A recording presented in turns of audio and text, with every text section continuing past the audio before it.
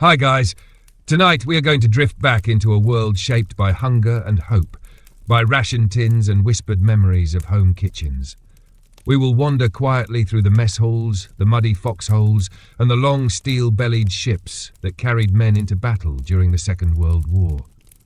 This will be a story about what soldiers ate, not only the food itself, but the feelings wrapped inside each bite. It will be about the small comforts in an otherwise vast and merciless war, and how, even in the shadow of death, men tried to keep alive the warmth of ordinary life through the act of eating. Over these nights, we will explore their meals, their improvisations and their longings, moving slowly enough to hear the soft clink of tin spoons against enamel mugs, the hiss of steam from a field kettle, and the muffled laughter that sometimes rose despite it all. Our story begins in 1939, before the war had yet consumed the whole world, when armies were still adjusting to the demands of modern conflict. For many soldiers, the first taste of military food was not in the mud of the front lines, but in training camps.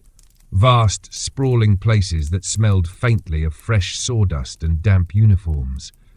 Recruits would wake before dawn to the sound of whistles or shouted orders, bleary-eyed and aching from yesterday's drills. Their first encounter with army rations often happened in these moments. A plate slid onto a long wooden table under the yellow light of hanging bulbs, steam curling up into the cool morning air. In the American camps, breakfast might be scrambled eggs, powdered, reconstituted with water until they took on a pale, slightly rubbery form. There might be bacon, though it was often saltier than anyone remembered from home, and toast that had been browned in great iron ovens, the edges crisp while the centre stayed soft. Coffee was ever present, poured from massive metal urns into dented mugs.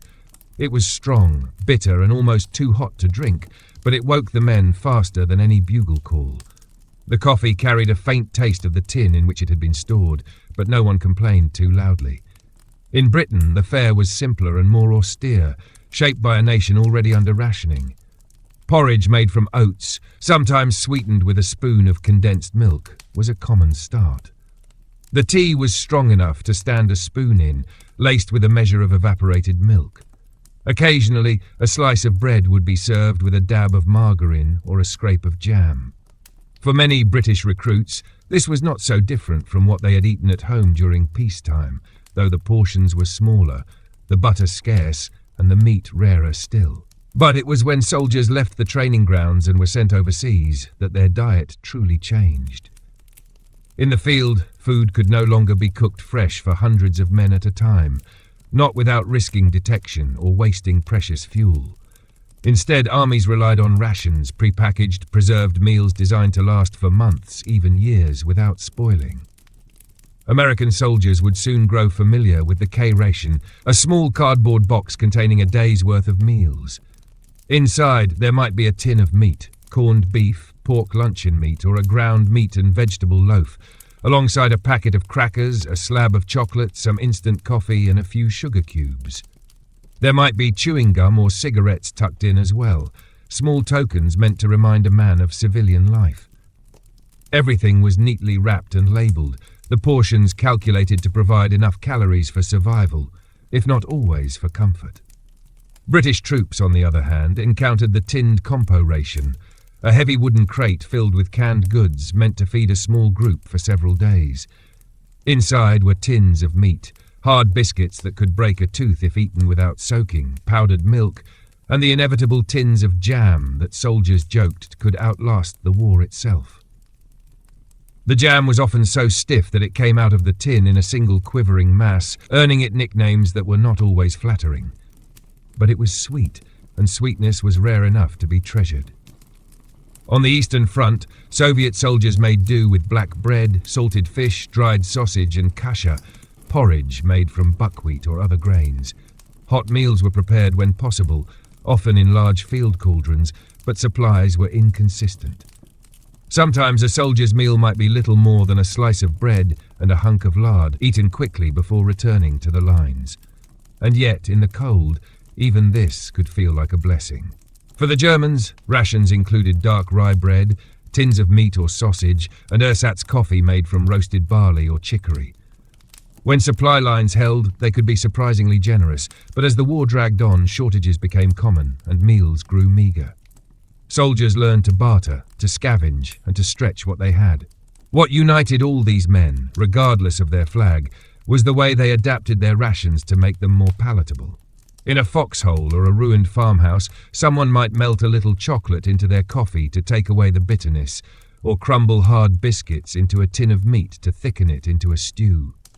A bit of onion, scavenged from a nearby field, could transform a bland soup into something almost like home cooking. Food was more than just fuel. In war, it became a momentary escape, a way to feel human again amid the inhuman. Men would sit in small groups, shoulders hunched against the wind, sharing cigarettes and passing around a tin of something, laughing at jokes that weren't very funny, because for a few minutes it was not about the battle waiting beyond the horizon. And sometimes, in the rarest of moments, a soldier might receive a parcel from home. Inside could be cookies, carefully packed to survive the journey, a tin of fruit preserved in syrup, or a small jar of pickles, wrapped in cloth to prevent breakage.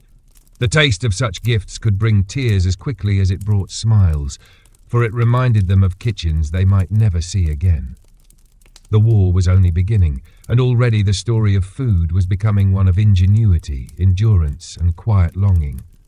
From the mess halls of the training camps to the cold trenches under foreign skies, every meal carried a story of the people who prepared it, the ones who shared it, and the ones who could only dream of it. And so, as we follow these soldiers deeper into the war, the clink of their mess kits will be our guide, leading us through hunger and hope alike. In the early days of deployment, when ships carried thousands of men across vast oceans, food took on a new, almost mechanical rhythm. The days were broken not only by the change of watch or the duties assigned, but by the call to eat. And aboard those steel giants, the meals were an exercise in scale. The smell of boiled cabbage or tinned meat would drift through the narrow corridors long before the men filed into the mess decks, their boots ringing on metal floors. On an American troopship, the galley was a place of constant motion.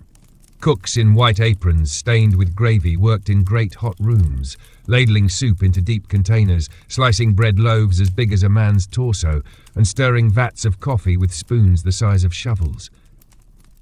The food was simple and built to last the journey: stew thickened with flour, potatoes boiled until their skins split, and cornbread that held together even after days at sea. The coffee never ran out, though its bitterness seemed to grow with every pot. British ships were much the same, though tea replaced coffee as the drink that anchored the day. The galley would rattle with the constant clanging of kettles, steam rising into the damp air, the scent of strong black tea cutting through the smell of oil and salt water. Meals leaned heavily on tinned goods, corned beef, peas, carrots, sometimes even tinned pudding for special days. The bread, if baked on board, was dense and slightly sour from the shipboard yeast, but still welcome. The sea itself shaped the appetite. In rough weather, many soldiers found it impossible to keep anything down. The mess hall would be only half full during storms, the others lying in their bunks with pale faces, clutching their stomachs. For those who could eat, the food felt warmer, heavier, more necessary in the cold, damp air. Eating became not just a need, but a way to fight the chill that seeped through the ship's metal bones. When the soldiers finally reached foreign shores, the rhythm of shipboard meals gave way to the uncertain pace of the field. Here, the quality of food depended entirely on the situation. In large, established camps far from the front, there might be a semblance of variety: fresh bread delivered from local bakeries, vegetables bought or requisitioned from nearby farms, even fresh meat on occasion. But in forward positions, where every sound could draw enemy fire, meals became quieter, quicker affairs. American soldiers in the European countryside sometimes found themselves eating under the shelter of a hedgerow or in the shadow of a half-ruined barn. They would pull out their K-rations, tap the boxes open with cold fingers, and spread the contents on their knees. The little tins of meat were stubborn to open without a proper key, and the crackers crumbled easily, sending small white shards into the grass. Yet there was comfort in the ritual. Tear open the packet, light a small stove if it was safe, heat the meat until it hissed and popped, Stir instant coffee into a tin cup, sip slowly, while the steam drifted up into the grey air. For British troops, the compo rations became a kind of shared project. A squad might open several tins at once, pooling their biscuits, meat and jam to make a crude stew in a single pot. They would soak the biscuits until they softened, stir in the meat, and sometimes add wild greens or onions from a nearby field.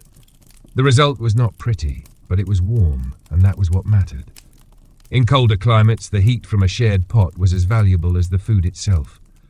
On the Eastern Front, Soviet soldiers often cooked over small fires dug into the ground, the flames hidden from view. A battered kettle might serve for everything, tea, soup and porridge alike. Kasha was a staple, its earthy scent mingling with the smoke, sometimes enriched with a slice of sausage or a spoon of lard if supplies allowed. The warmth spread slowly from the tin cup to the hands, to the chest, to the very centre of a soldier's tired body. Germans in the field often relied on their Einmannpackung, the single-man ration that held tins of meat, biscuits and a small packet of soup powder. Many carried small folding stoves that burned fuel tablets, enough to heat water for the soup or for ersatz coffee. In moments of quiet, a soldier might sit alone, watching the thin steam rise from his mug, letting the bitter drink fill him with a faint memory of a cafe left behind. Food was not always eaten in safety. There were times when men had to swallow mouthfuls in the midst of shellfire, crouched low, trying to ignore the earth trembling beneath them. Bread could be eaten cold and quickly, tins opened with bayonets, coffee drunk lukewarm before the next order came. In such moments, taste barely mattered. The food was only fuel to keep moving. But when there was a lull, soldiers would linger over their meals, stretching them into moments of peace. They would trade items, coffee for chocolate, jam for cigarettes, each man shaping his ration into something he liked better. The swapping became a kind of language, a way to say without words, "I see you, I'll share with you, you're not alone in this." And sometimes, even in the midst of war, there were surprises. A British patrol might return with fresh eggs from a friendly farmhouse. An American unit might stumble across a vineyard with grapes still hanging heavy. A German soldier might find apples in an abandoned orchard. These small finds were treasures, eaten slowly, savoured in silence. In those moments, a mouthful of something fresh felt like the world before the war. A reminder that somewhere beyond the trenches, life still grew and ripened.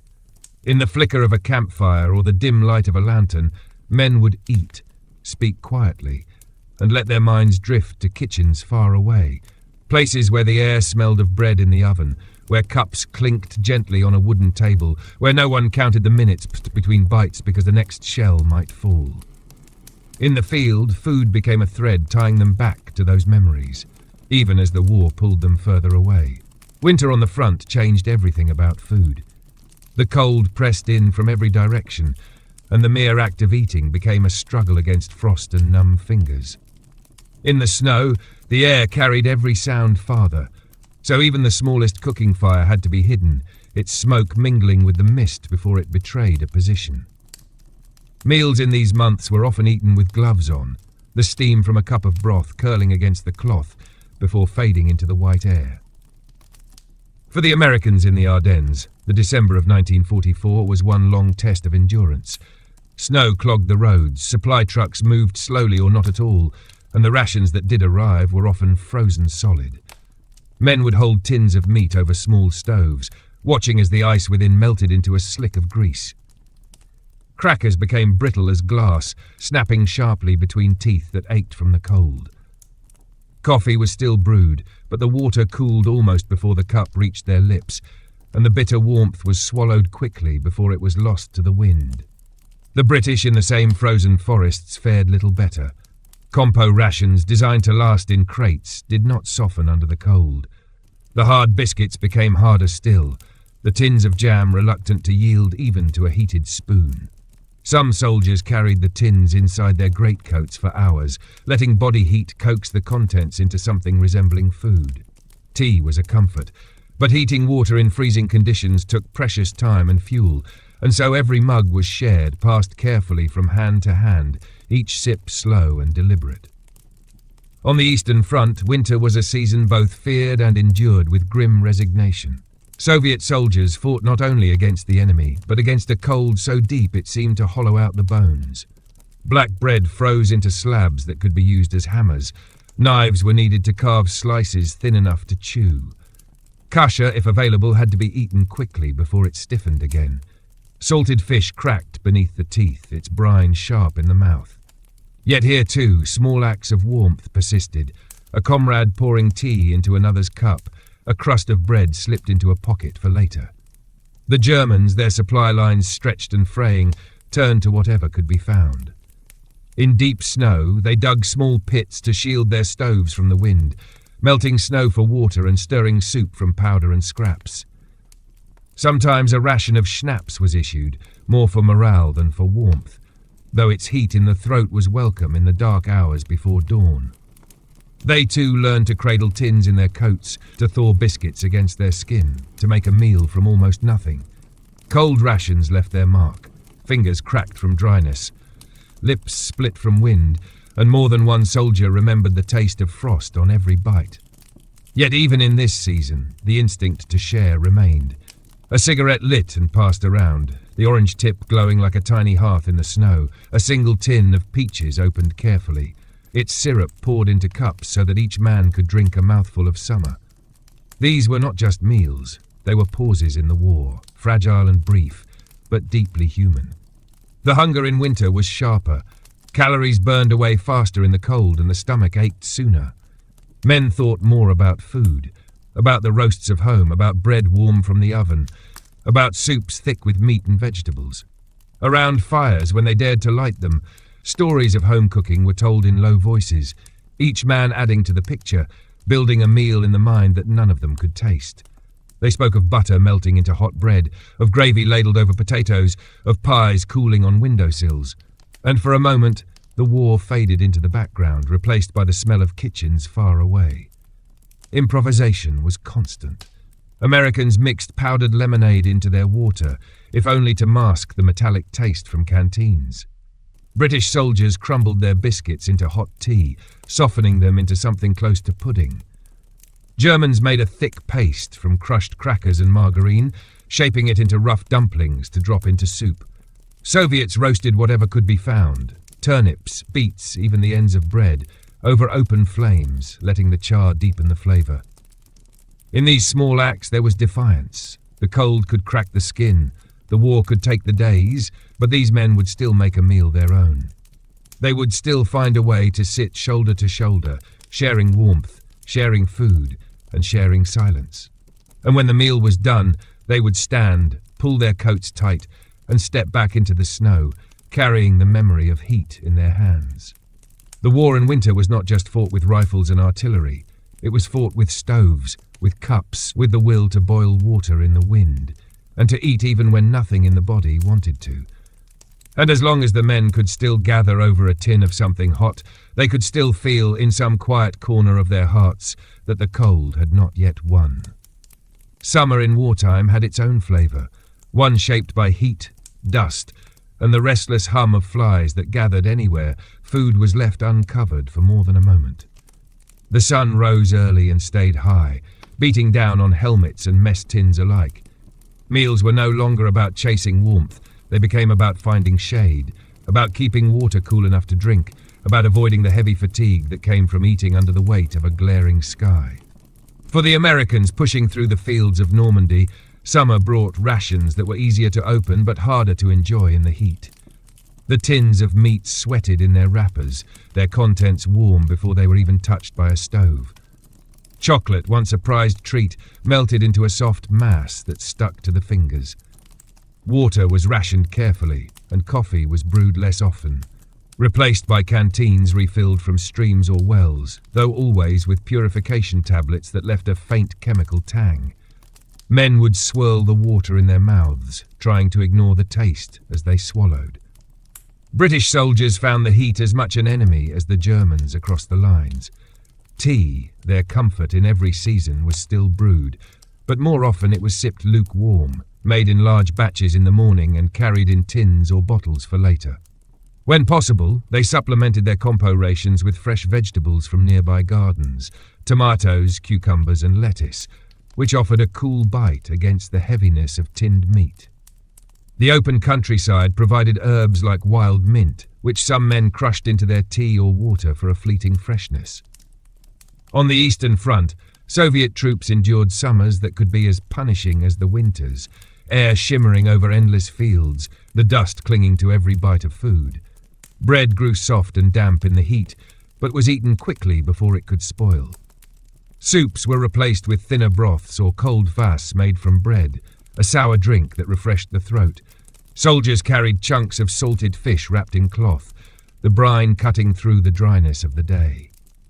At night, when the air cooled, they might gather to roast vegetables scavenged from the fields, eggplants, peppers, even green beans, over embers, their skins blackening before being peeled away.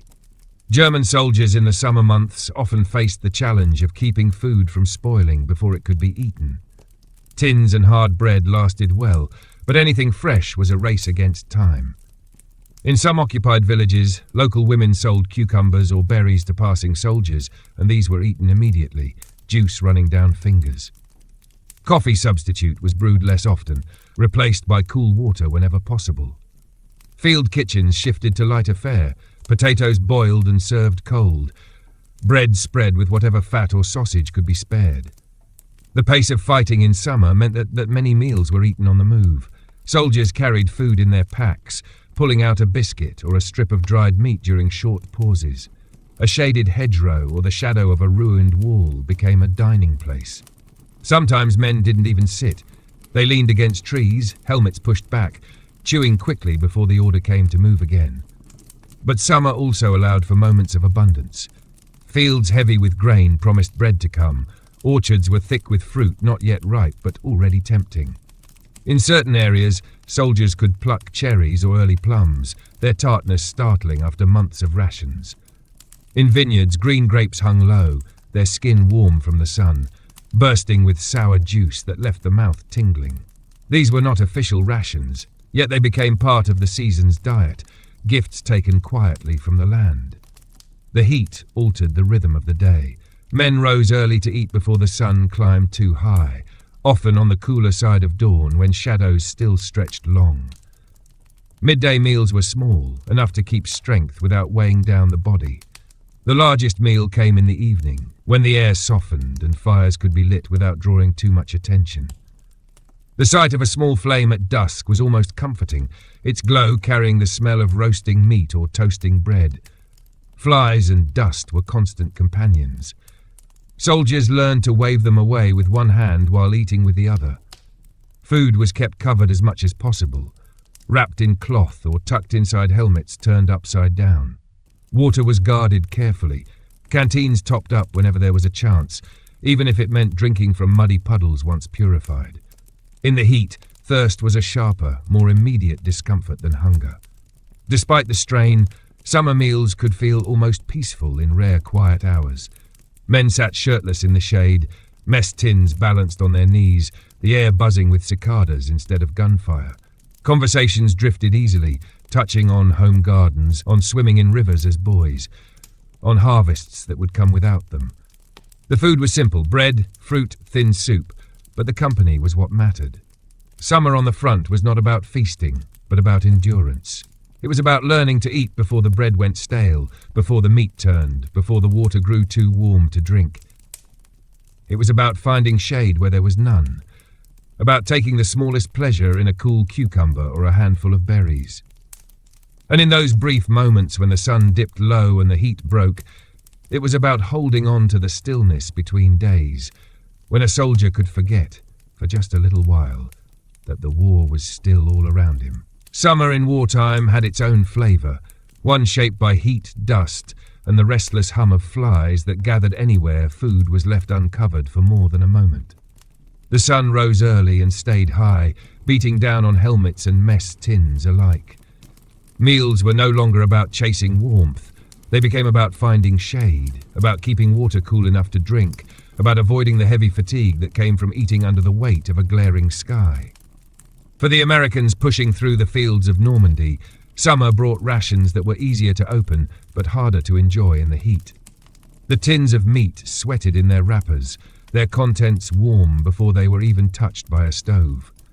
Chocolate, once a prized treat, melted into a soft mass that stuck to the fingers. Water was rationed carefully, and coffee was brewed less often, replaced by canteens refilled from streams or wells, though always with purification tablets that left a faint chemical tang.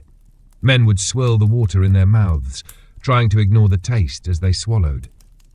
British soldiers found the heat as much an enemy as the Germans across the lines. Tea, their comfort in every season, was still brewed, but more often it was sipped lukewarm, made in large batches in the morning and carried in tins or bottles for later.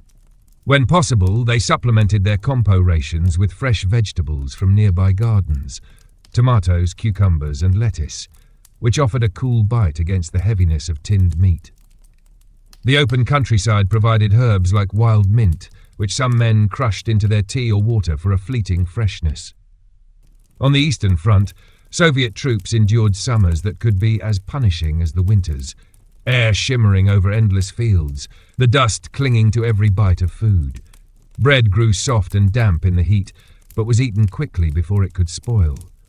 Soups were replaced with thinner broths or cold kvass made from bread, a sour drink that refreshed the throat. Soldiers carried chunks of salted fish wrapped in cloth, the brine cutting through the dryness of the day. At night, when the air cooled, they might gather to roast vegetables scavenged from the fields, eggplants, peppers, even green beans, over embers, their skins blackening before being peeled away. German soldiers in the summer months often faced the challenge of keeping food from spoiling before it could be eaten. Tins and hard bread lasted well, but anything fresh was a race against time. In some occupied villages, local women sold cucumbers or berries to passing soldiers, and these were eaten immediately, juice running down fingers. Coffee substitute was brewed less often, replaced by cool water whenever possible. Field kitchens shifted to lighter fare, potatoes boiled and served cold, bread spread with whatever fat or sausage could be spared. The pace of fighting in summer meant that many meals were eaten on the move. Soldiers carried food in their packs, pulling out a biscuit or a strip of dried meat during short pauses. A shaded hedgerow or the shadow of a ruined wall became a dining place. Sometimes men didn't even sit. They leaned against trees, helmets pushed back, chewing quickly before the order came to move again. But summer also allowed for moments of abundance. Fields heavy with grain promised bread to come. Orchards were thick with fruit not yet ripe but already tempting. In certain areas, soldiers could pluck cherries or early plums, their tartness startling after months of rations. In vineyards, green grapes hung low, their skin warm from the sun, bursting with sour juice that left the mouth tingling. These were not official rations, yet they became part of the season's diet, gifts taken quietly from the land. The heat altered the rhythm of the day. Men rose early to eat before the sun climbed too high, often on the cooler side of dawn when shadows still stretched long. Midday meals were small, enough to keep strength without weighing down the body. The largest meal came in the evening, when the air softened and fires could be lit without drawing too much attention. The sight of a small flame at dusk was almost comforting, its glow carrying the smell of roasting meat or toasting bread. Flies and dust were constant companions. Soldiers learned to wave them away with one hand while eating with the other. Food was kept covered as much as possible, wrapped in cloth or tucked inside helmets turned upside down. Water was guarded carefully, canteens topped up whenever there was a chance, even if it meant drinking from muddy puddles once purified. In the heat, thirst was a sharper, more immediate discomfort than hunger. Despite the strain, summer meals could feel almost peaceful in rare, quiet hours. Men sat shirtless in the shade, mess tins balanced on their knees, the air buzzing with cicadas instead of gunfire. Conversations drifted easily, touching on home gardens, on swimming in rivers as boys, on harvests that would come without them. The food was simple, bread, fruit, thin soup, but the company was what mattered. Summer on the front was not about feasting, but about endurance. It was about learning to eat before the bread went stale, before the meat turned, before the water grew too warm to drink. It was about finding shade where there was none, about taking the smallest pleasure in a cool cucumber or a handful of berries. And in those brief moments when the sun dipped low and the heat broke, it was about holding on to the stillness between days when a soldier could forget, for just a little while, that the war was still all around him. Autumn arrived quietly at first, in the smallest changes. The mornings held a faint chill. The wind began to carry the scent of damp leaves, and the light took on a softer, more golden tone. For soldiers in the field, this shift brought both relief from summer's relentless heat and the first reminder that winter was not far away. Meals once again became warmer, heavier, and the fires burned longer at night. In the French countryside, American soldiers watched as the hedgerows turned from deep green to the burnished colours of rust and gold. Supply lines were steadier now in some sectors, and fresh produce from local farms began to appear more often in the mess tents. Potatoes, carrots, and onions became staples, finding their way into thick stews that simmered for hours. Apples, gathered from nearby orchards, were baked in camp ovens or eaten fresh, their sweetness a welcome change from the dense bars of army chocolate. Sometimes, if a unit stayed in one place long enough, a local family would bring baskets of pears or grapes, and these gifts were shared out piece by piece, each man holding his portion with the care one gives to something rare. For the British, autumn was a time to lean once more into tea and bread as anchors of the day. The compo rations still arrived in their heavy wooden crates, but soldiers began supplementing them with what could be foraged: wild mushrooms, hazelnuts, even the occasional rabbit snared in the early morning. These finds, added to the standard tinned meat and biscuits, gave the meals a richness they had lacked in the summer months. In villages that had escaped the worst of the fighting, bakers were beginning to fire their ovens again, and the smell of fresh loaves drifted through the narrow streets, drawing soldiers in with the promise of something familiar. On the Eastern Front, the Soviet soldiers felt the seasons change most keenly. Fields that had been green only weeks before were now stripped bare after harvest. Grain was stored away, root vegetables dug from the soil, and these formed the basis of the soldiers' diet. Kasha remained ever present, but now it was joined by thick cabbage soup, heavy with potatoes and sometimes shreds of pork or beef when available. The chill in the air made hot tea a constant, its steam curling upward from tin mugs as men huddled in their coats. The scent of wood smoke lingered in the evenings, clinging to uniforms long after the fires had burned low. German troops, too, found autumn to be a season of heartier fare. When supply lines allowed, field kitchens produced goulash, potato dumplings, and even bread rolls baked in portable ovens. In the countryside, they gathered apples and plums from abandoned orchards, sometimes preserving them in jars if they stayed in one location long enough. The sharp sweetness of fruit cut through the salt-heavy taste of preserved meats, a small luxury in an otherwise monotonous diet. Coffee substitute was brewed often, more for the warmth in the hands than the taste, though men still drank it slowly, letting the steam rise into the crisp air. The rhythm of eating shifted with the shorter days. Breakfasts grew more important, as the warmth from a hot meal could carry a soldier through a cold morning's march.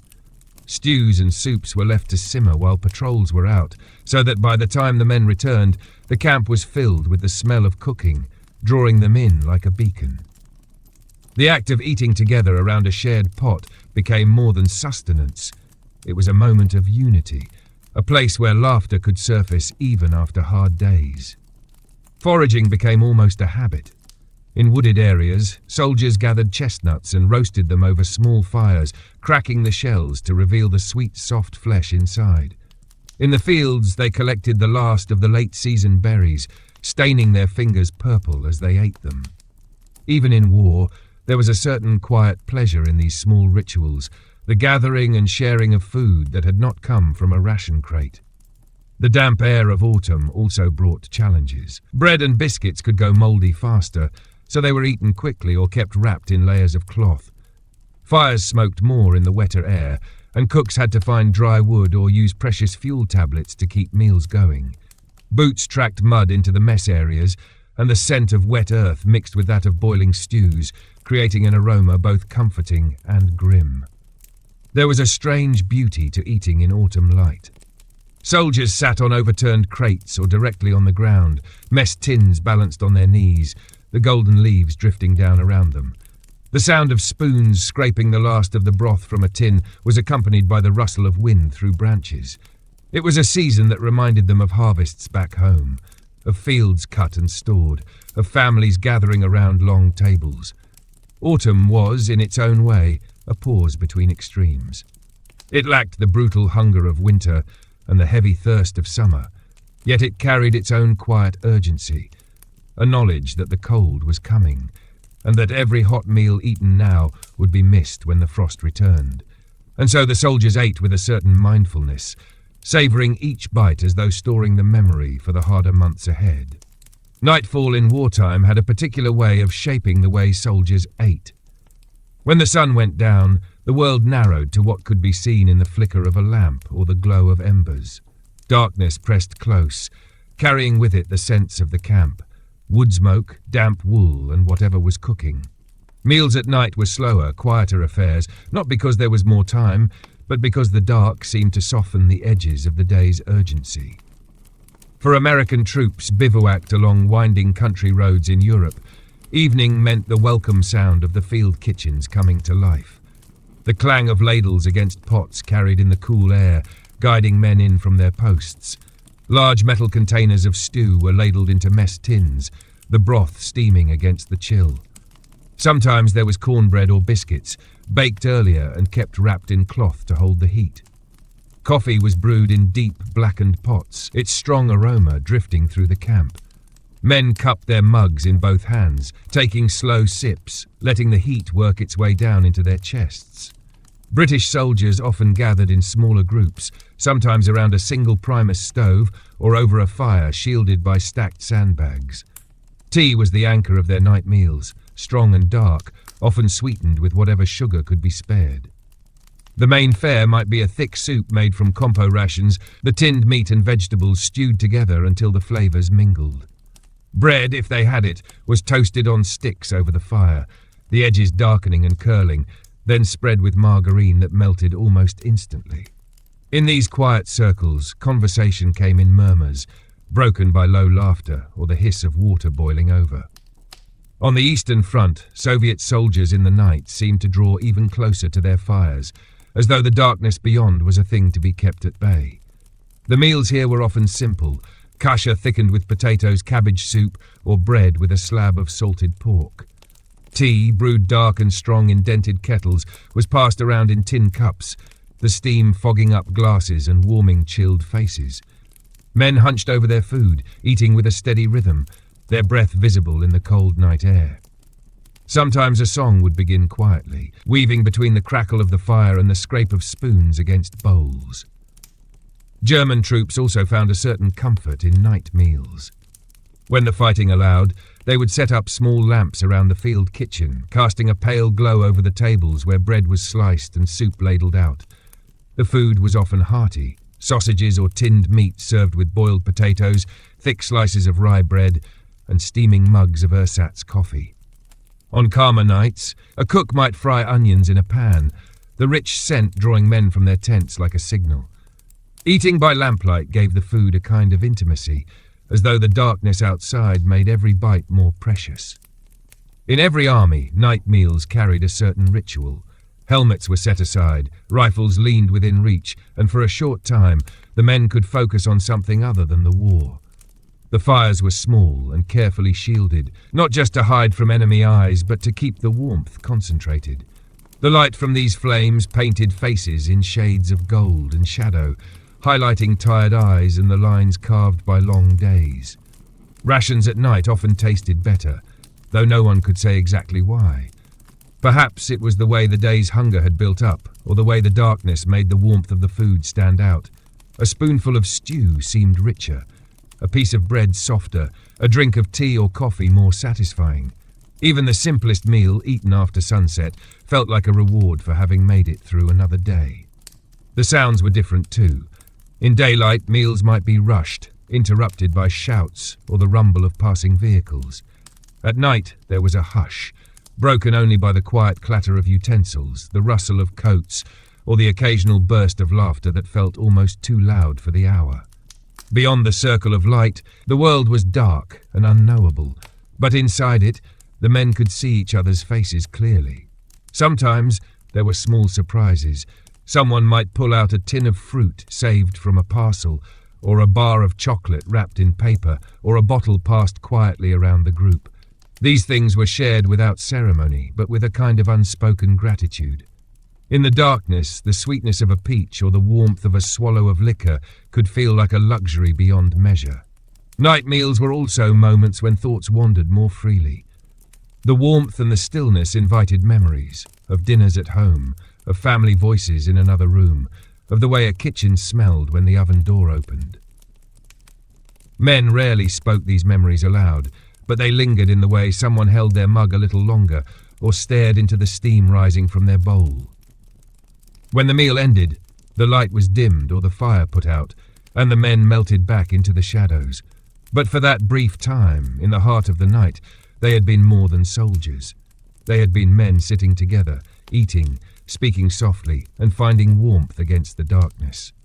In the chaos of battle, meals were stripped down to their barest form. There was no firelight, no gathered circle, no steam curling upward into the night. Food was whatever could be swallowed quickly between orders, whatever could be carried in a pocket or strapped to a belt. In these moments, eating was not an act of comfort, but of survival. For American infantry, in the middle of a push through enemy territory, there might be no more than a minute or two to eat. A K-ration box could be torn open with one hand, while the other still held a rifle. A biscuit or a square of chocolate would be shoved into the mouth, chewed quickly, washed down with a gulp from the canteen. Sometimes the water was warm, tasting faintly of chlorine tablets, but it was better than nothing. Meat tins were eaten cold, the layer of grease clinging to the lips.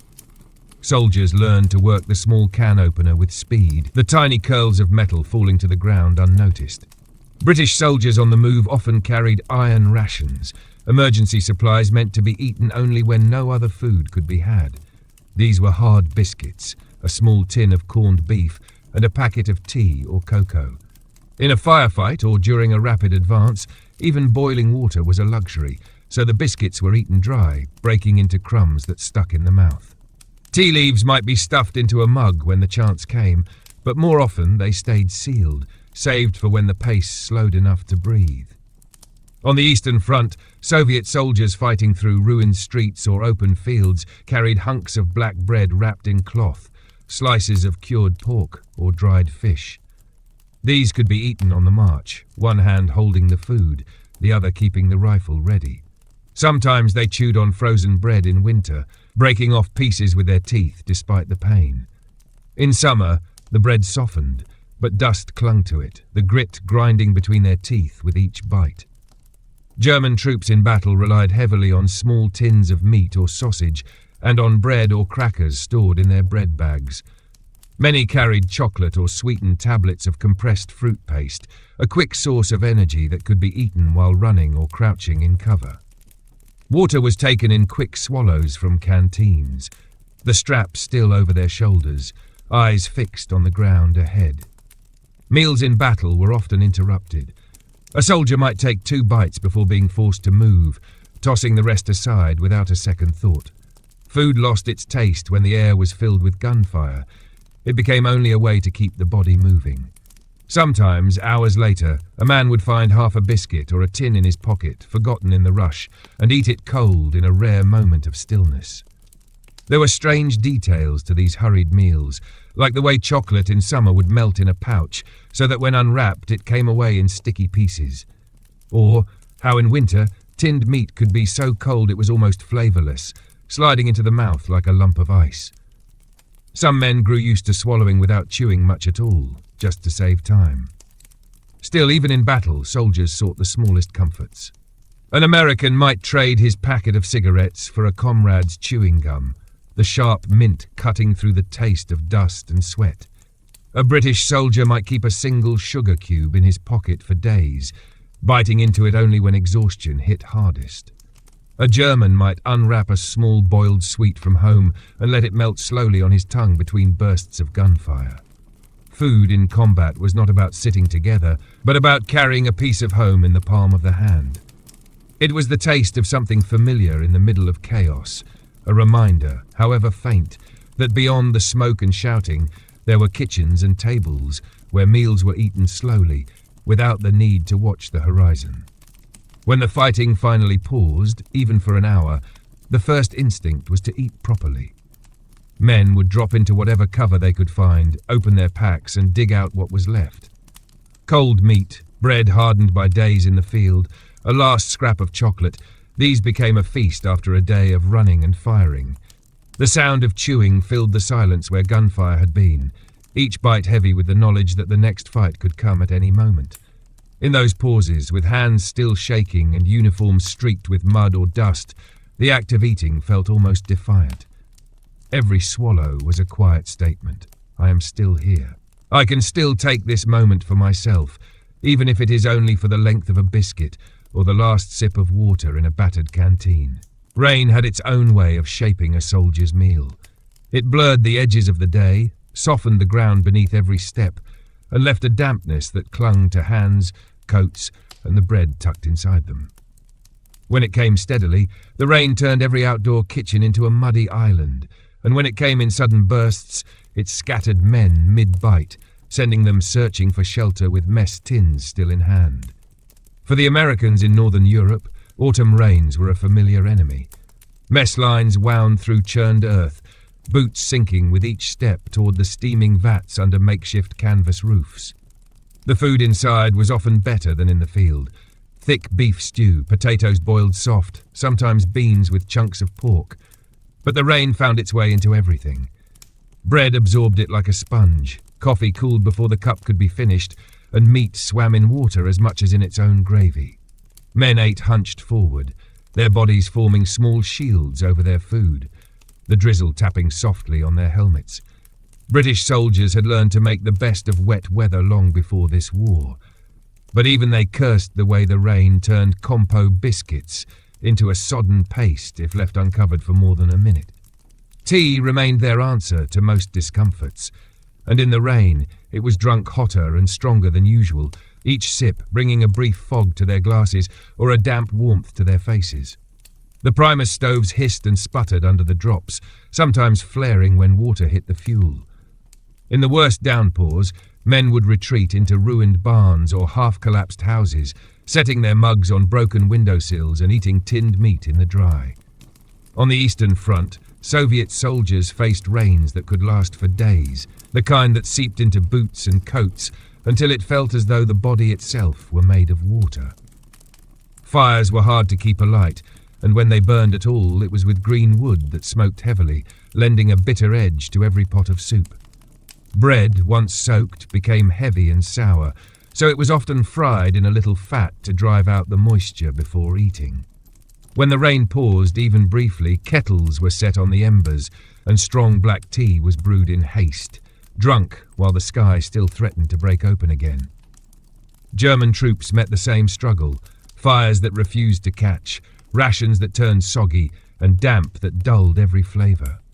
Field kitchens were set up under tarpaulins stretched low to the ground, with men crouched around them to keep the wind out. Soups and stews were the only real answer, as they could be reheated easily and served quickly. Bread was wrapped in oiled cloth when possible, though after days of rain it still emerged soft-edged and smelling faintly of mildew.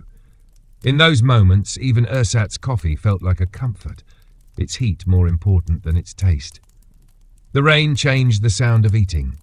Instead of the crackle of fires or the murmur of conversation, there was the steady patter of drops on canvas, the occasional splash of boots through puddles, and the muted clink of utensils against tin. Men spoke less, their voices lost in the soft roar of water all around. Steam from hot food mingled with mist from their breath, hanging briefly in the damp air before dissolving. Some soldiers learned to adapt their meals to the weather. Americans often saved their chocolate for rainy days, letting it melt slowly in the mouth, a small defiance against the cold damp. British troops crumbled biscuits into their mugs, turning tea into a kind of porridge that could be eaten without needing to balance a plate in the rain. Soviets kept their salted fish in oil-soaked paper, pulling it out only when they could eat quickly under cover. Germans sometimes mixed their coffee with a little condensed milk from captured supplies, creating something thicker and sweeter to cut through the dreariness. Rain also brought smells that stayed in the memory long after the meal was gone. The scent of wet wool mixed with wood smoke and boiling cabbage, the metallic tang of water dripping into a tin cup, the faint, earthy aroma of potatoes cooking while the wind pushed the rain sideways into the tent flaps. These impressions clung not just to clothing, but to the memory of that day, that camp, that brief pause before the march began again. And there was always the moment when the meal ended and the rain was still falling. Men rose from crates or ground cloths, tightened their coats, and stepped back into the wet. The warmth of the food lingered in their bellies, but the damp quickly claimed the rest of them. Even so, for those few minutes under a sagging canvas or in the shadow of a ruined wall, the world had narrowed to the taste of something hot, the sound of rain above, and the faint sense of shelter against an endless grey sky. Snowfall brought a different kind of quiet to a soldier's meal. It muffled the world, softened footsteps, and turned the air into a slow drift of white that gathered on helmets and shoulders before melting into damp spots. In that stillness, food became more than a necessity. It became a small defense against a landscape that seemed determined to sap the body's warmth with every breath. For American soldiers in the forests of the Ardennes, the winter of 1944-45 was a season of frozen rations and numb hands. K rations, already modest in portion, became nearly impossible to open without taking off gloves, and doing so risked the sting of frostbite. Bread was a rare luxury, and when it appeared, it had to be thawed near a fire or inside a coat before it could be chewed. Canned meat solidified into pale, greasy masses that had to be warmed before they could be swallowed. Even coffee, once a comfort, was a challenge. Water froze in canteens if left too long in the open, and stoves took precious time and fuel to heat. Yet men would still crouch over tiny flames, coaxing them to life, guarding them with their bodies so that the bitter, dark liquid could be poured into a tin cup and sipped slowly, each swallow a victory over the cold. British troops in winter carried the same struggles, though their first thought was often for tea. Water was melted from snow, poured into kettles that hissed and spat as the ice gave way. The steam carried a promise of heat, of something to hold in both hands while the wind clawed at the edges of their greatcoats. Biscuits and bread froze solid, and tinned meat often had to be chipped out in chunks. The compo rations with their jam and margarine provided sweetness that felt almost unreal against the sharp air. Men huddled together to block the wind, mugs held close to their chests, their faces hidden in clouds of steam. On the Eastern Front, Soviet soldiers knew the cruelty of deep winter better than most. Temperatures dropped so low that cooking fires could not be left unattended even for a minute, or they would gutter and die. Kasha had to be eaten as soon as it was ladled out, or it would stiffen again in the bowl. Black bread became brittle, breaking into shards that scraped the roof of the mouth. Salted pork, when available, was a dense, cold slab that needed to be warmed against the skin before it could be sliced. Yet there was something almost communal about these meals, the men crowding close around the fire, bowls in hand, eyes fixed on the flames as they ate in silence, letting the heat soak into their bones. German soldiers met the same bitter season with whatever their supply lines could provide. Field kitchens became lifelines, the warmth of a pot of goulash or potato soup worth the long wait in the snow. Bread was carried inside coats to keep it from freezing, and coffee substitute was brewed as hot as possible, poured into metal cups that seared the lips for an instant before cooling rapidly. Sometimes, in the depths of the cold, a ration of schnapps was given out, not enough to truly warm the body, but enough to bring a flush to the cheeks and a momentary ease to stiff shoulders. The snow changed the sound of a meal. Utensils clinked softly, their noise swallowed by the thick air. The crackle of a fire seemed louder, sharper, each pop of resin in the wood echoing in the stillness. The only other sounds were the faint crunch of boots in the snow and the slow, steady breathing of men gathered close. Steam rose not only from the food, but from every exhale, mingling in pale clouds above the group before drifting away. Eating in the snow meant learning small tricks. Americans sometimes tucked tins under their armpits before opening them, letting body heat soften the contents. British soldiers used their mess tins as makeshift toasters, holding bread or biscuits near the fire until they began to crisp. Soviets, when possible, buried food in the ground beneath the snow to keep it from freezing solid, digging it out when needed. Germans added whatever fat they could to soups and stews, knowing it would keep them warmer for longer. There was a strange beauty to these winter meals, despite the hardship. Snowflakes clung to eyelashes, the glow of a fire lit faces from below, and the surrounding world lay hushed and still, as though the war itself had paused just beyond the ring of light. In those moments, with food warming their hands and filling their stomachs, soldiers could almost forget the cold waiting in the darkness beyond. But the cold never truly left. When the fires died down and the bowls were emptied, the men would stand, brush snow from their coats, and step back into the frozen silence. The warmth of the meal lingered for a while, like an ember carried in the chest, before the wind claimed it once again. Some meals in the war were not taken in camp or during lulls in fighting. They were stolen from the edges of the world itself. These were the foraged meals, the found meals, the ones that tasted of earth and risk. They were made from what could be taken quietly from a hedgerow, plucked from a garden that had gone untended, or lifted from a market when no one was looking. In these moments, a soldier was part hunter, part thief, and part desperate man trying to keep hunger at bay. For American soldiers moving through rural France and Belgium, foraging often began as barter. Cigarettes, chocolate or coffee were offered to villagers in exchange for eggs, bread or butter. Sometimes a jar of pickles or a crock of cheese appeared in return, tucked into a pack with the care one might give to a family heirloom. But not all finds were so peaceful. Empty houses sometimes held loaves left on a table, crocks of milk gone sour but still drinkable if warmed. Apples and pears from neglected orchards became pocket food, eaten on the march. When fresh vegetables appeared, even in small handfuls, they were sliced into the next pot of stew, their colours bright against the dull browns of army fare. British troops were masters of making the most from the land. A day's patrol might return with wild onions, nettles, or handfuls of blackberries. The onions went into soup, the nettles were boiled into a bitter green tea. The berries were eaten immediately, staining lips and hands. Rural areas sometimes offered potatoes buried deep in the soil, dug up with helmets or bayonets. Chickens were a rare but welcome prize, sometimes traded for tinned goods, other times caught in a flurry of feathers when the opportunity arose. A single bird could feed a small group if stretched into soup. The bones simmered until they yielded every drop of flavour. On the Eastern Front, Soviet soldiers treated foraging as an extension of survival. In forests, they gathered mushrooms, carefully because the wrong kind could kill faster than hunger. In summer, berries and wild herbs were plentiful.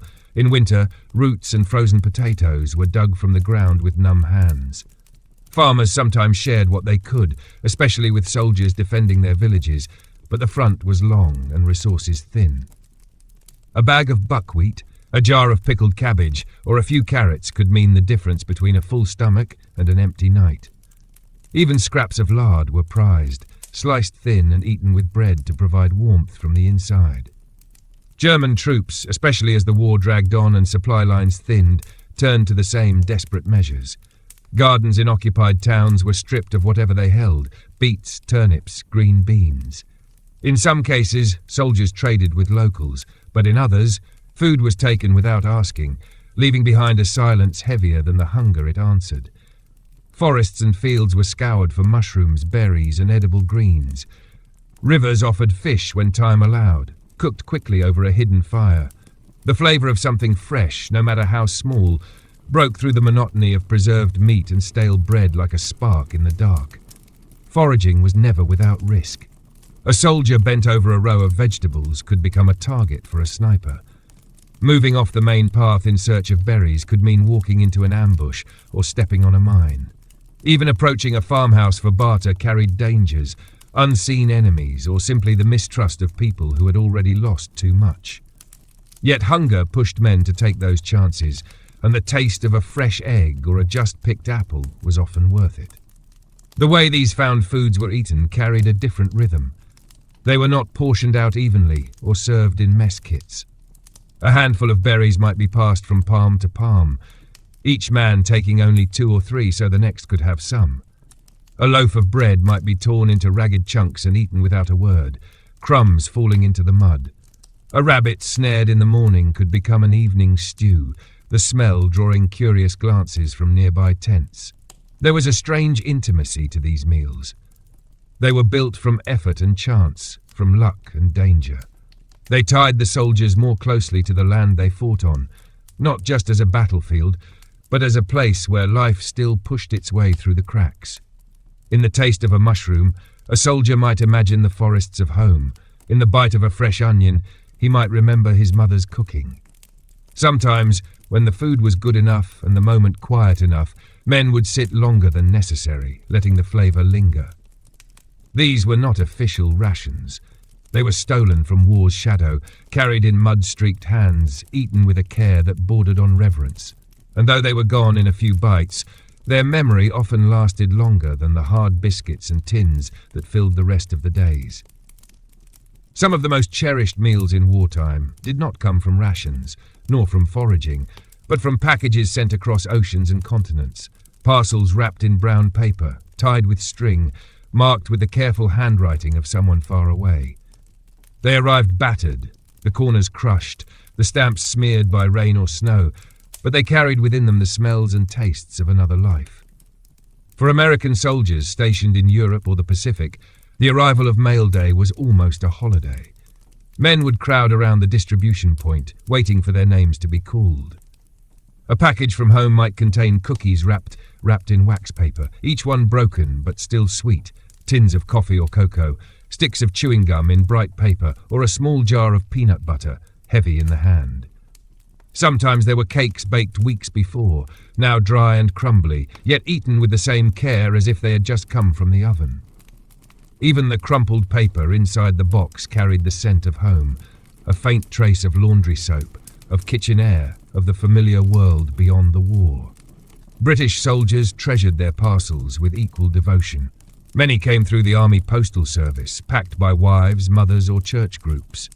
There might be fruitcake soaked in enough brandy to survive the journey, tins of condensed milk, or hard toffees that stuck to the teeth. Occasionally, there were tea leaves, carefully sealed in tins to keep them fresh, or small jars of marmalade to spread on the plain army bread. Socks were often included too, warm, dry, and smelling faintly of the hands that had folded them. And though they were not food, they were as welcome as anything edible. On the Eastern Front, Soviet soldiers were less likely to receive parcels regularly, but when they did, the contents were treasured. Families sent black bread, sunflower seeds, or small sacks of dried mushrooms and berries. A piece of cured pork wrapped in cloth might last for days, sliced into thin strips and shared with close comrades. Letters often came tucked inside these packages, the paper soft and worn from being read and reread. The food was eaten quickly, but the letters were kept for months, sometimes folded into a pocket close to the heart. German soldiers received packages from home through the Feldpost system, especially in the earlier years of the war. Families sent sausage links, smoked meats, tins of preserves, and homemade biscuits. Some parcels included beer bottles carefully wrapped in straw, or wine from local vineyards. As the war dragged on and shortages spread, these packages grew rarer and their contents became humbler. Perhaps just a loaf of bread, a small jar of jam, or a handful of nuts from a family tree. Yet even the simplest gift carried enormous weight, because it was proof that someone still thought of them, still remembered. Opening a parcel was its own ritual. The string was untied carefully, the paper smoothed out as if it was something precious. Men would peer inside, lifting each item as though it might vanish if handled too roughly. The first taste was often taken in silence, eyes closing briefly, letting the flavour pull them backward in time. A bite of familiar bread could summon the memory of a kitchen table. A sip of cocoa could conjure a winter evening at home. Parcels were almost never eaten alone. Even the smallest box was shared, biscuits passed around, chocolate divided into squares, tea brewed for more than the one who had received it. Sharing was part of the unspoken code between soldiers. Food from home was not just for one man's comfort, it was for the group's morale. The act of giving a piece away was a way of saying, "This is from my family, but tonight, you are my family too." The wrappers and boxes were rarely thrown away. A sturdy tin could become a cup or a storage container. A glass jar might hold sugar or salt. Even the paper could be folded and kept dry for lighting fires later. Nothing was wasted, because every part of the parcel carried some potential use. There was always a faint ache when the last of it was gone. The empty box, once full of smells and memories, would be set aside for a day or two before finally being discarded or repurposed. But the warmth lingered, an invisible thread connecting a muddy tent or a cold dugout to a kitchen on the other side of the world. Parcels from home were more than food. They were proof that the war had not swallowed everything, that beyond the mud and smoke, life still waited. A single piece of cake or a spoonful of jam could carry a man through another day, not because it filled his stomach, but because it reminded him of why he wanted to see the war's end. Some meals during the war were marked by an unexpected generosity, the kind that crossed languages and uniforms. These were the shared meals with locals, moments when soldiers found themselves seated at tables not their own, eating food that belonged to another world entirely. They were rare, often fragile in their arrangement, but they left impressions deeper than many of the official rations ever could. For American soldiers advancing through liberated towns in France or Belgium, such encounters sometimes began with a cautious invitation. A farmer's wife might wave from a doorway, or an old man might beckon them into a kitchen smelling faintly of wood smoke and bread. Inside, the air was warm, the walls closed, and the table set with whatever the family could spare, perhaps a loaf of bread, a crock of butter, slices of cheese, or a pot of stew, thick with carrots and onions. Wine might be poured into mismatched glasses, its warmth spreading quickly through tired bodies. Language barriers were bridged by gestures, by the passing of plates, by the soft hum of conversation where words did not always matter. British soldiers in Italy often spoke of such meals as small miracles. In mountain villages, they might be served bowls of pasta in simple tomato sauce, topped with shavings of hard cheese. Bread came still warm from the oven, its crust dusted with flour. Olives and cured meats appeared on small plates, each offered with a shy smile from the host. The soldiers would remove their caps indoors, nodding in thanks, feeling for a brief evening, as though they had stepped into a life untouched by the war, even if only for the length of a meal. On the Eastern Front, Soviet soldiers found their shared meals with villagers were often born of mutual survival. In a house with a thatched roof and a stove at its heart, they might be given bowls of borscht deep in colour, the beet broth steaming, the surface slick with oil. Black bread was cut into thick slices and passed around, sometimes with a sprinkle of salt. If the hosts had milk, it was poured into enamel cups. If not, there was tea brewed strong and sweet when sugar could be spared. These meals were quiet affairs, the air heavy with fatigue and unspoken understanding. German troops, especially in occupied areas, experienced such meals far less often, and when they did, it was usually through bartering. In rural France or Eastern Europe, they might trade cigarettes, soap, or even part of their own rations for a bowl of soup or a plate of boiled potatoes. There was often a tension in the air, an unspoken reminder of the lines between them, but there were also moments when food itself seemed to suspend that divide, if only while the plates were full. The act of sitting at a civilian table was different from eating in the field. There were chairs, tablecloths, dishes instead of mess tins. The smells were richer, the textures unfamiliar after months of preserved rations. Even the smallest details, a flickering oil lamp, the sound of cutlery on ceramic, felt like luxuries. For many soldiers, it was not just the food that mattered, but the feeling of being in a home, of being treated as a guest instead of as a fighter. Often these meals were eaten with a kind of reverence.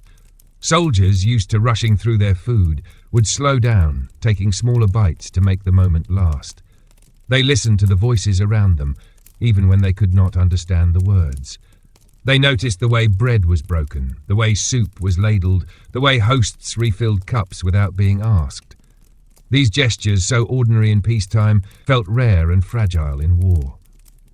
There were times when soldiers would leave behind a portion of their own supplies in thanks. Tinned meat, biscuits, tea, or sugar.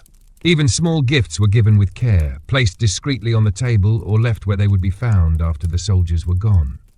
In return, hosts sometimes pressed apples or a loaf of bread into a soldier's hands as he left, a silent exchange that carried more meaning than words could. These shared meals lingered in memory because they were not born of necessity alone. They were acts of kindness in a time when kindness was scarce. A bowl of stew in a stranger's kitchen could soften the edges of the war, reminding a soldier of his own family, his own table, his own place far away. And when he stepped back into the cold air afterward, the warmth of the room and the taste of the food followed him. A small light carried forward into the darker days that waited beyond. Some of the most memorable meals in the war came not from careful planning or official rations, but from improvisation. Those moments when soldiers took whatever they had and turned it into something more than the sum of its parts. These were not the lavish feasts of home, but they carried the same spirit of invention, of coaxing comfort out of scarcity. For American troops, improvisation often began with the contents of a K-ration. A small tin of meat might be mixed with crumbled crackers to make a sort of stew, heated in a mess tin over a makeshift stove, fashioned from a ration box and a bit of wire. Chocolate could be melted into coffee to create a sweet, rich drink that seemed almost indulgent. If fresh vegetables could be found, an onion from a garden, a carrot from a market, they were diced into whatever was cooking, lending both colour and flavour. Some men became known in their units for their ability to turn the dullest ration into something worth looking forward to. British soldiers were no strangers to culinary invention in the field. The hard biscuits from compo rations could be soaked in tea until soft, then mashed with jam to make a pudding-like dessert. Tinned meat was sometimes fried with onions and spread on bread, or mixed with powdered soup to thicken it. When lucky enough to have eggs, they might scramble them in a battered tin with a little condensed milk, producing a dish that was both rich and filling. Even a pinch of spices scavenged from a market stall could transform a pot of otherwise bland stew into something that reminded them faintly of home cooking. On the Eastern Front, Soviet soldiers became masters of making the most from the smallest ingredients. A handful of buckwheat boiled with shreds of salted pork became a meal that could warm a man for hours. Bread crusts were fried in fat to make them crisp and flavorful, and scraps of meat were boiled down into broth with wild herbs or nettles thrown in for extra sustenance. In some units, soldiers carried small personal pots so they could cook over individual fires when the larger field kitchen was too far away or too exposed. German soldiers improvised with whatever they could gather. Bread was sometimes toasted over a fire, rubbed with garlic and topped with thin slices of sausage. Tin soup could be thickened with grated potatoes or noodles scavenged from a local shop. Ersatz coffee, bitter on its own, was often sweetened with jam if sugar was unavailable, and when a squad managed to secure fresh meat, it might be roasted on sticks over the fire, the smell drawing every nearby soldier closer. The tools of these improvised meals were as inventive as the recipes themselves. Mess tins served as frying pans, helmets became water buckets, bayonets doubled as skewers. A flat rock could be heated for baking bread or crisping biscuits. An empty tin, cleaned and set over coals, could boil a single egg. In winter, snow was melted directly in mess tins, serving both for cooking and drinking water. What made these meals special was not just their taste, but the act of making them together. Men gathered in small groups, contributing whatever they could, a pinch of salt, a scrap of meat, a slice of bread, and watched the pot slowly transform. There was pride in producing something edible under such conditions, and satisfaction in seeing comrades go back for second helpings. Improvised meals also carried a certain defiance. In the face of war's strict rations and shortages, these small acts of creativity were a way of saying that they could still shape their own comfort, still find pleasure in the ordinary. A soldier stirring a pot of soup in the mud was, in his own way, resisting the idea that the war could strip life down to nothing but orders and survival. Sometimes these creations became traditions within a unit. A certain stew might be known as Sergeant's Special or Foxhole Fry-Up, made whenever the right combination of ingredients appeared. Recipes were passed along verbally, adjusted on the fly, and never quite tasted the same twice. But each version carried with it the memory of where it had been made, who had eaten it, and what the day had been like. When the pot was empty and the fire burned low, the smell of the meal often lingered, drifting through the camp long after the plates were clean. In that faint aroma, men could still taste the warmth of shared invention, and remember for a moment that even in war there was room for a little bit of cooking magic. Some meals were not about what the soldiers ate, but about where they ate them. The setting could shape the taste as much as the ingredients, the place lending a kind of flavour that stayed in the memory long after the food itself was gone. In war, these places were rarely beautiful in the traditional sense, yet they imprinted themselves on the mind because of the moment, the company, and the quiet that surrounded them. For American soldiers, one of the most striking meals might be eaten in the ruins of a building. The walls stood half-shattered, the floor littered with plaster and glass, yet in one corner a fire could be coaxed to life.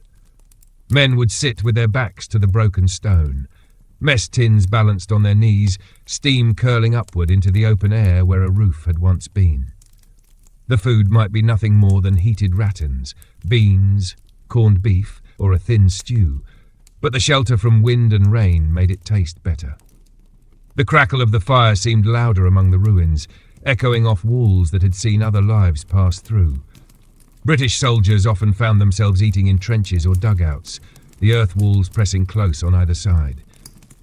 A mug of hot tea taken in such a place could feel like an anchor to sanity. The air might be heavy with damp soil and the faint tang of gun oil, but it was warm enough to keep fingers from stiffening. They would rest their mugs on small ledges cut into the wall, take slow sips, and listen to the distant thud of artillery far above. Even tinned meat and biscuits tasted different underground, less of their usual blandness, more of the relief that came from not being exposed in the open. On the Eastern Front, Soviet soldiers sometimes ate on the edges of vast empty fields, the sky stretching away without end. There was no shelter, only the open air and the wind rushing over the land. A piece of bread or a ladle of kasha eaten here carried with it the taste of the elements themselves, the grit of dust on the lips, the way steam from the food mingled instantly with the breath in the cold. Meals in these open places were quick, but they were also strangely quiet, the immensity of the land making even a small group of men feel isolated, almost forgotten by the war for a moment. German troops could be found eating in barns, their field kitchens set up among the smell of hay and animals. The thick wooden walls muffled the outside world, and the scent of warm straw mixed with the aroma of soup or bread baking in portable ovens. Some barns still held livestock, and the occasional lowing of cattle or cluck of hens gave the meal a strange sense of normality, as though the war were far away. Bread, cheese, and sausage eaten in such a place tasted richer, simply because the air felt alive with something other than smoke and dust. There were also meals taken in places no one would have chosen, a roadside ditch, a frozen riverbank, the muddy floor of a shell crater. Food in these locations was eaten with one eye always watching the horizon. Men crouched low, hands moving quickly from tin to mouth, their bodies tense even as they chewed. The food had no time to be savoured, but the memory of where it was eaten stuck like a mark in the mind. Years later, the taste might be forgotten, but not the sound of boots squelching in the mud, or the way the air smelled before a storm. Sometimes the location transformed the meal entirely. A cup of hot coffee drunk on a mountain pass felt sharper and cleaner than the same drink at camp.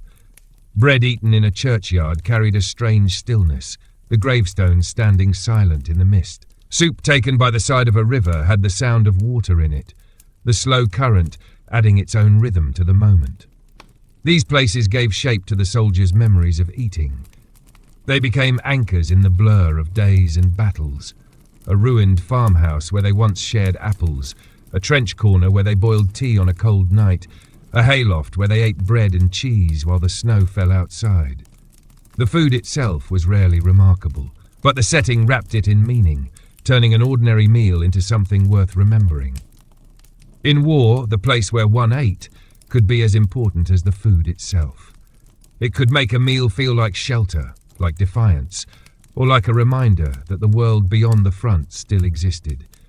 And for soldiers who never knew where they would eat next, these moments became quiet landmarks in the long march through uncertainty.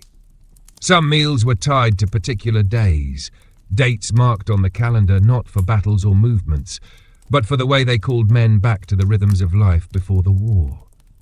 Holidays, birthdays, and anniversaries carried their own weight in the field, even when they were marked with nothing more than a slightly better ration or a shared drink. These occasions reminded soldiers that time was still moving, that the seasons were turning, even if the war made every day feel the same. For American troops, Christmas in the field might mean a tin of turkey instead of corned beef, or a slice of fruitcake sent from home. In some places, the army made the effort to serve a hot meal, roast meat, potatoes, gravy, perhaps even pie, though the setting might be a drafty tent or the open air. Men sat close together, steam rising from their plates, trading memories of holidays past. The smell of pine trees, the glow of lights in windows, the sound of carols drifting through the cold. Even the smallest token, a candy cane, a chocolate bar wrapped in red paper, took on the weight of tradition. British soldiers kept their own customs alive.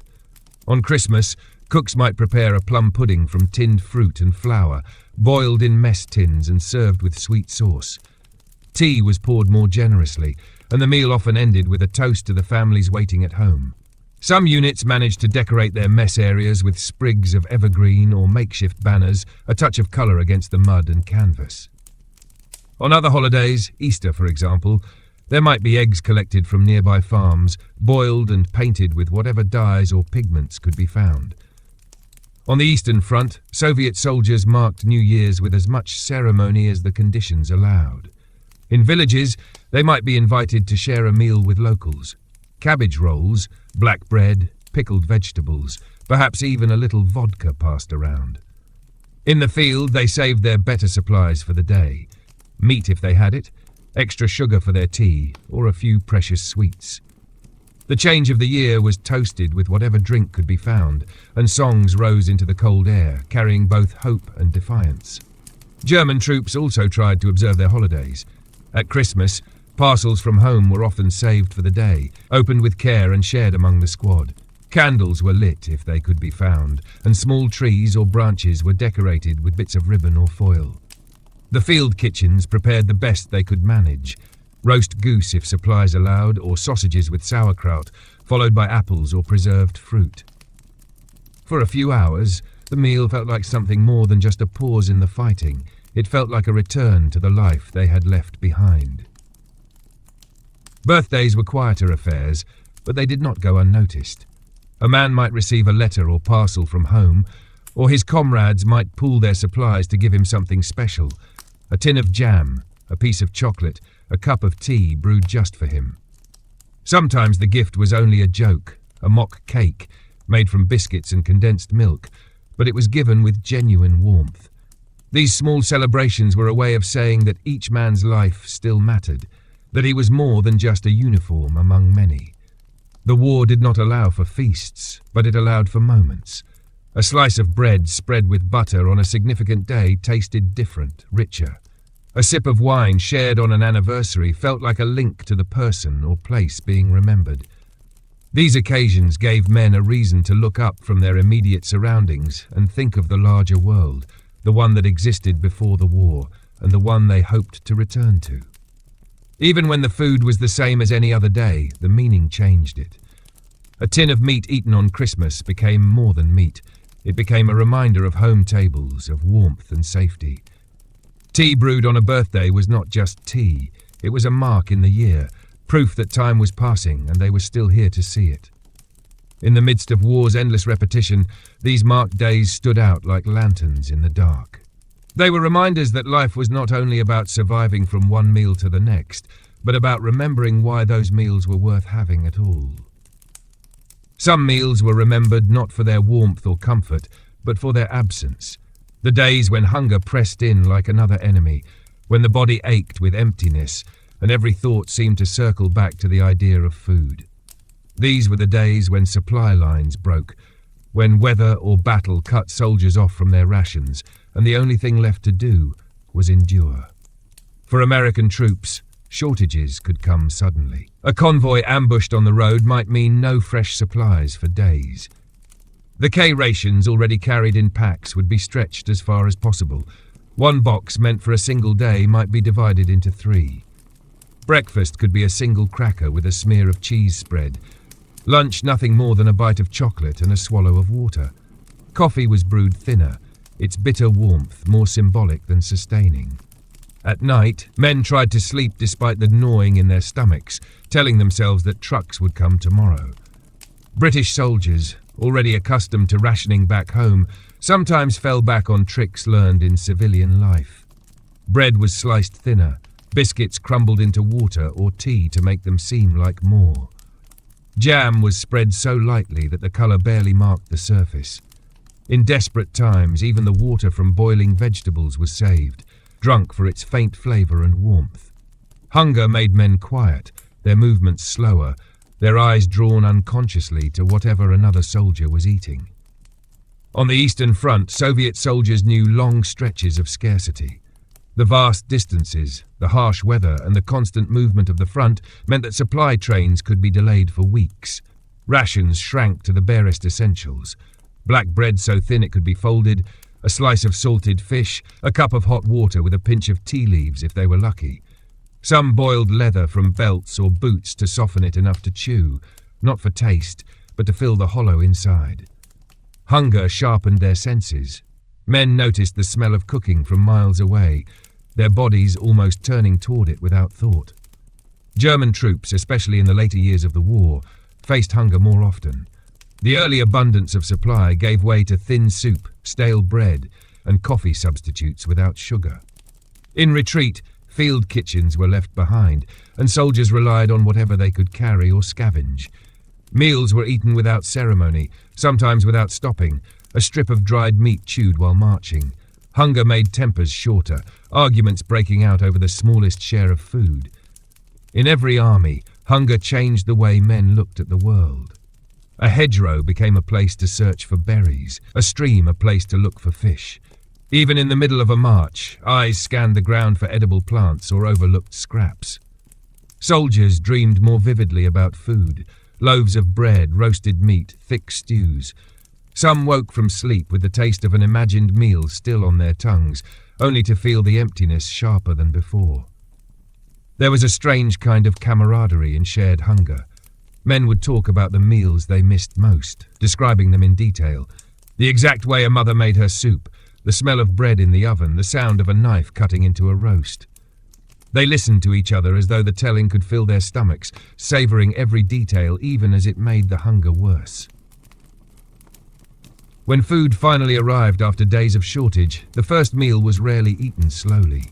Hands shook as tins were opened, bread broken, mugs filled. The sound of eating was louder than usual, spoons scraping, teeth tearing at crusts, gulps of hot drink. Yet after the first rush, there was often a moment of quiet gratitude, the kind that came from knowing what it was to go without. Hunger left its mark. Even when rations were plentiful again, some men would tuck away an extra biscuit or a piece of bread, unable to shake the habit. Others would eat faster, as though expecting the food to be taken away. And in their memories, the taste of that first bite after hunger ended remained one of the strongest they carried from the war. Not because it was the finest meal, but because it was the one that proved they had made it through. Some meals during the war were eaten under the uneasy shadow of the enemy, times when the front lines were so close that every clink of a spoon or curl of smoke felt like an invitation to danger. These were the meals of low voices and quick glances, eaten in positions where the risk was as real as the hunger. For American soldiers dug into foxholes or shallow trenches, the meal might be little more than a tin of meat opened in silence. The sound of the can opener was kept to a minimum, each twist slow and deliberate. Fires were out of the question. Even the glow of a cigarette could draw unwanted eyes. Cold beans or corned beef were eaten straight from the tin, washed down with a mouthful of canteen water. If there was coffee, it was made with a small folding stove, the flame shielded by a helmet or jacket. Steam was kept low, the soldiers bending over it as though sharing a secret. British soldiers in forward positions often relied on their iron rations, emergency packs meant for moments just like these. Hard biscuits, compressed tea blocks and tinned meat were kept ready for days when moving to a safer cooking area was impossible. They ate in the dark, crouched in dugouts or behind sandbags, the food barely visible in their hands. Sometimes a few biscuits would be crumbled into cold water to soften them, eaten as a paste to avoid the noise of crunching. In these places, the taste mattered less than the speed with which it could be swallowed. On the Eastern Front, Soviet soldiers at the very edge of battle learned to make their meals blend into the landscape. Fires were dug deep into the earth, the smoke filtered through layers of soil and branches before escaping. A kettle of kasha, or thin soup, would be passed quickly from hand to hand, each man taking his portion before the pot was buried again under snow or dirt. Bread was eaten in small bites, kept inside coats until the moment it touched the mouth. Even in the bitter cold, the warmth of the food was secondary to the need for silence. German troops in similar positions used small alcohol stoves that produced little smoke, just enough to heat a tin of soup or warm a slice of bread. Meals were often taken lying on the stomach, rifles within reach, the food resting on the ground beside them. They spoke in murmurs or not at all, their ears tuned for the sound of movement beyond their lines. The act of eating became almost instinctive, eyes scanning the darkness while hands lifted spoon to mouth. The closeness of danger changed the rhythm of these meals. There were no second helpings, no lingering over a cup. A soldier might take a few bites, pause to listen, then continue only if the silence held. The food was sometimes swallowed almost without tasting, as though the body's urgency to finish was stronger than the stomach's desire to be filled. And yet, even in these tense moments, small comforts found their way in. An American might quietly pass a piece of chocolate to the man beside him. A British soldier might slide half a biscuit across in the dark. A Soviet might pour a few extra spoonfuls of kasha into a comrade's cup without a word. A German might nudge his canteen toward a friend who had run out of water. These gestures spoke louder than any conversation could in that setting. When the moment came to move, whether from orders or from the first crack of a rifle, food was abandoned without regret. Tins were left half empty, bread dropped into the mud, hot drinks spilled in the rush. Hunger would return soon enough, but in those moments, survival was the only taste that mattered. Still, the memory of such meals stayed with soldiers long after. They remembered not the flavour, but the stillness of the air, the press of the earth against their knees, the way their hands worked almost automatically while their minds stayed on the darkness ahead. It was a kind of eating that belonged entirely to war, a balance between the body's need for sustenance and the mind's constant readiness to move, hide, or fight. Some meals in the war were eaten not on land at all, but at sea, on the rolling decks of troop ships, supply vessels, and warships that carried men across oceans. Life aboard was its own kind of confinement, and the food reflected the strange balance between abundance and monotony that came with weeks away from shore. For American soldiers bound for Europe or the Pacific, shipboard meals were served in long, narrow mess halls where the air was thick with steam and the tang of salt water. The menu was predictable: trays of scrambled powdered eggs in the morning, plates of stew or meatloaf at midday, and roast meat or fish in the evening when supplies allowed. Bread was baked in massive shipboard ovens, the loaves cut into thick slices and served warm if the timing was right. Coffee was ever present, poured from great urns into metal cups that burned the hands if held too long. For those unaccustomed to the sea, the food was as much a test of the stomach as it was a source of strength.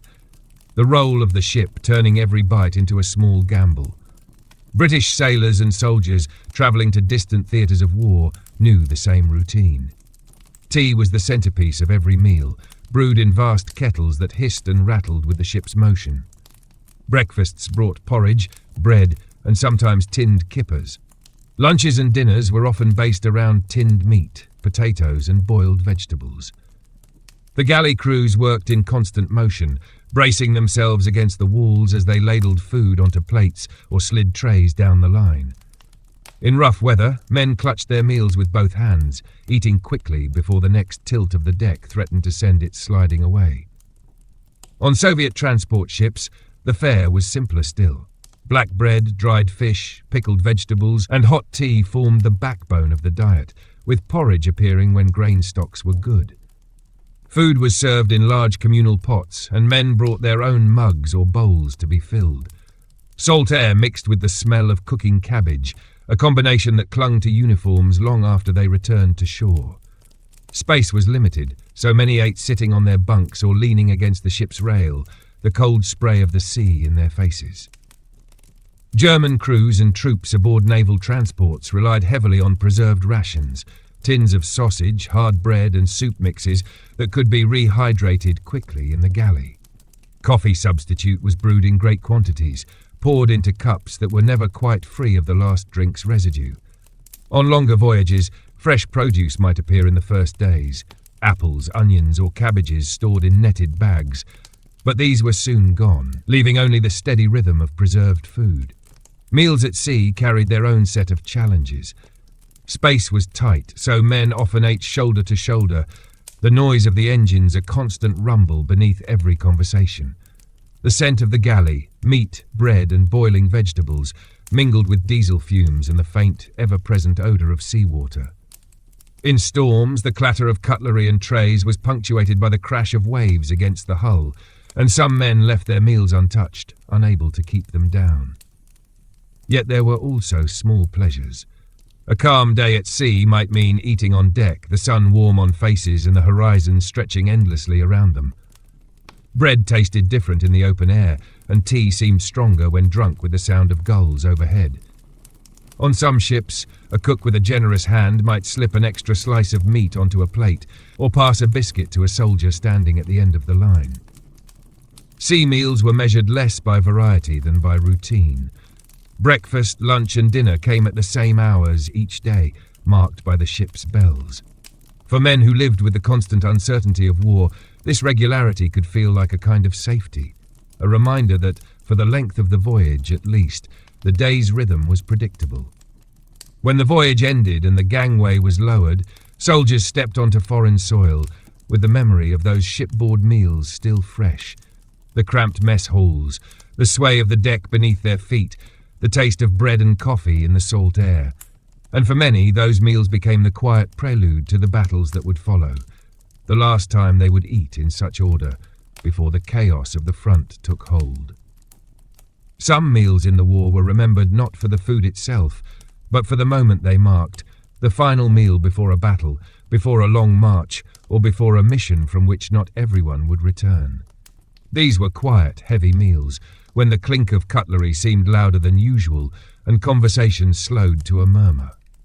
For American soldiers, the night before an attack often brought rations issued in full, as if the army knew this would be the last chance for a while to eat without haste. Field kitchens worked late, serving hot stew thick with potatoes and meat, or beans cooked until soft with cornbread on the side. Coffee was poured generously, and some units handed out chocolate or cigarettes as a kind of send-off. Men ate in groups, but their minds were elsewhere, on the orders they had received, on the map lines traced earlier that day, on the faces of those sitting beside them. British troops knew the same ritual. The evening before a push, the mess tents might serve tinned steak and kidney pudding, or a hearty soup made from every scrap left in the stores. Tea was brewed strong enough to stain the mugs, and there was always bread, spread thick with margarine or jam.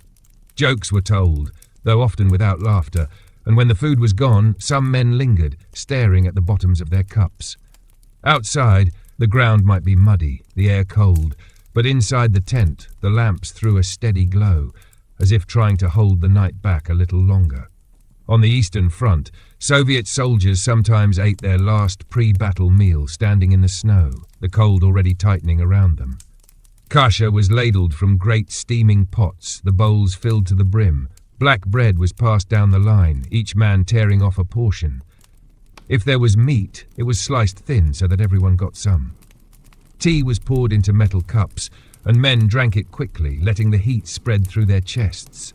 The talk was sparse, but the act of eating together, sharing that same warmth before the cold and the chaos, was its own kind of solidarity. German soldiers followed similar patterns. The last meal before a major operation might be sausage with boiled potatoes, bread with butter, and mugs of coffee substitute.